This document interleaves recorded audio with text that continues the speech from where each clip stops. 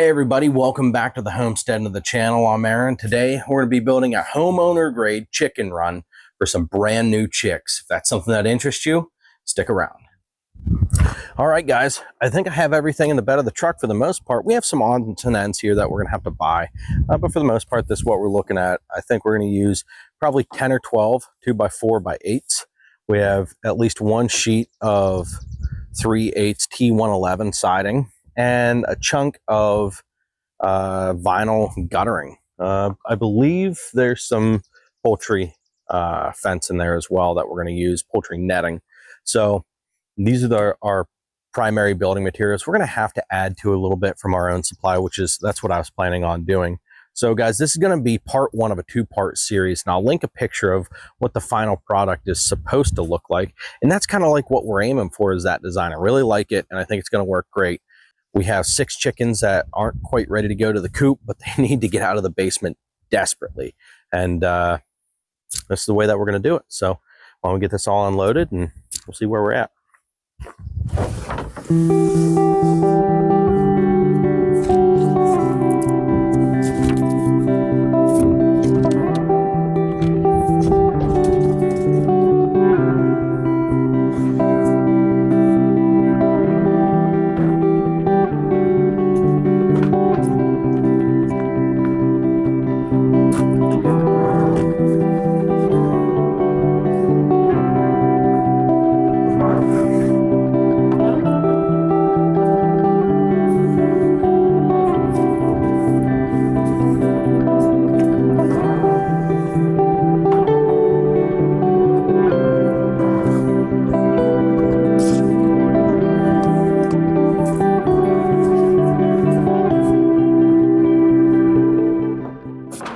All right, so the way that this is going to work is it's going to be 8 foot long, 6 foot wide, and the stringers going up, or the studs, walls, whatever you want to call them, going up. I'm going to make 6 foot as well, just for the ease of making it.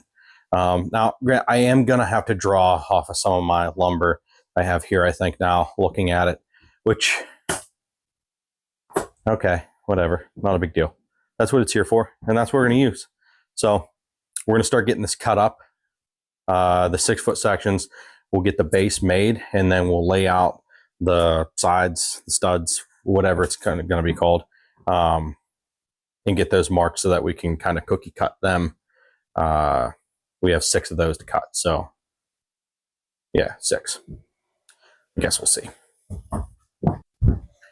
All right, so using a chop saw, compound miter saw, whatever you have, I'm using this one because this is what I have, and it makes a pretty straight cut for me. I'm just going to mark this at 6 foot here.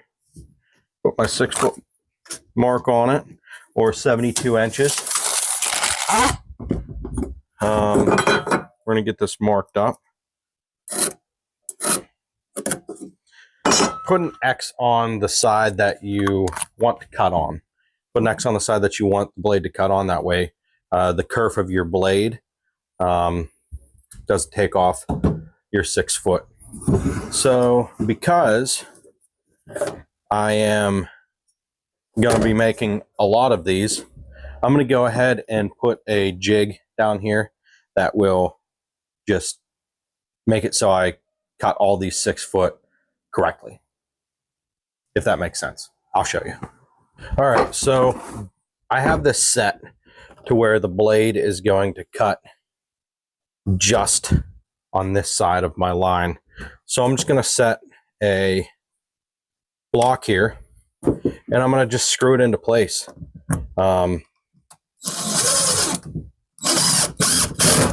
Whenever I need to make something like this, I can just screw a block into my support here, and that'll work. So now this is going to give me, every time I put a 2x4 in here, it's going to cut at 6 foot every single time, as long as the boards are the same, which we'll just measure to double check while we're doing it, but this should streamline the process a little bit. So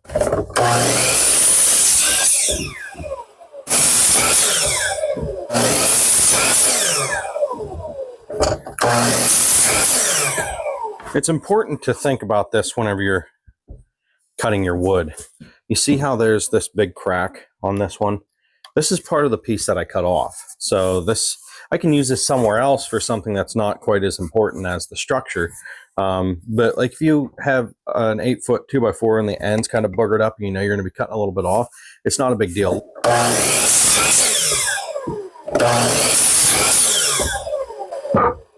Additionally, you can do this. You can do the same thing with just a regular saw, like a circular saw.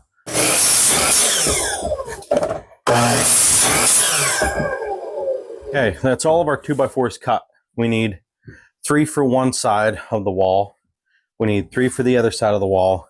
And we need 2 for the base, 1 for the front, 1 for the back, and then the 8-foot will be our side pieces. So we can go ahead and get the base put together, and then we'll measure out for the top strings, or the top that goes across. We're going to put a 2x4 on the very peak of it, and then we'll notch these at the end to get that 2x4 to lay down nice and neat.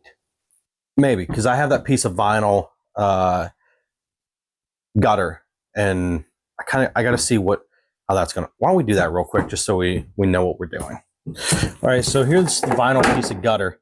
This is my idea. This is going to be the cap. The gutter will go right over top of it, and then we'll fasten it to the gutter or to something on the sides maybe. So maybe we'll meet those 2x4s right here so that they're not wider than this. And so this is just kind of like a rain cap to keep stuff from, water from going in. That was my idea behind it. Whether it actually works that way or not, I see that the channel is a little bit smaller than a 2x4 here. So maybe we can custom cut one of our 2x4s for this. Cut it down to, it looks like 2.5 maybe, or 2 3/4. We'll custom cut one at 2 3/4 to fit in here. And then we can put our 2x4s up against that, I guess. I don't know. We're just rocking it. We're going with the flow. Nice. You gonna help Daddy build? Yeah. Okay. So don't mess with this. So this is what we're going for here. We're doing a square, and then we're gonna build up the sides. Is the plan. So I'm gonna use the Harbor Bauer Freight. Yeah. The Harbor Freight Bauer brad nail to hold it while I drill it and screw it. So this is just a tentative thing while I drill it and screw it.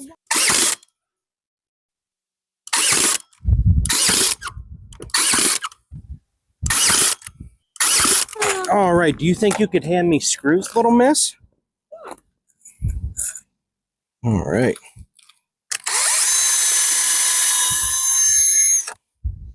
Thank you.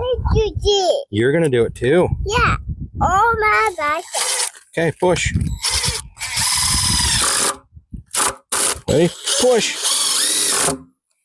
Go get 2 more screws. Wow.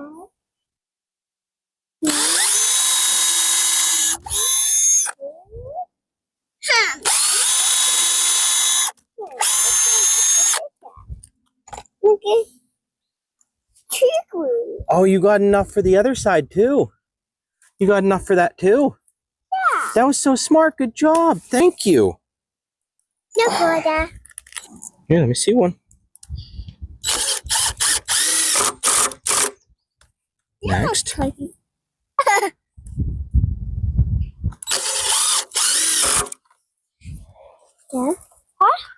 All right.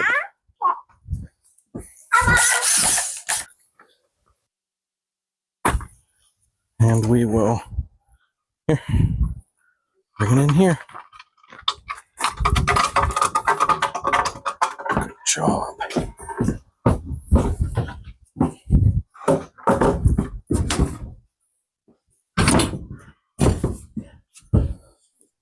All right, guys, I think that's all we have time for today. We got the base done with the help of our little helper here today, right? She did so good, and I'm proud of her. It's good to get your kids involved in this kind of stuff. The more that they can get their hands dirty and just learning how to do this stuff, the better. That's how I grew up with my grandfather. He taught me everything I know about literally everything. So it's good to keep your kids involved in what you're building and how you're doing it. That way they have those skills for whenever they're older. So yeah, she got to play with us a little bit today. We got the base done. We're going to work on the walls next time, as well as the cut and everything else. We got a little bit done today, and I'm happy with it. We'll break this down to a few episodes. So guys, in the meantime, if you're enjoying what you're seeing on my channel, be sure to subscribe to the channel, like the video, turn on the notifications so that you're up to date on every single video that we put out. What do you think, little girl? You want to say bye to everybody? Come here. All right, we'll do our sign off. Bye. They're over there. We're going to tell them, keep your hands dirty and your souls clean. Keep us in your prayers. We'll keep you in ours. And we'll see you on the next video.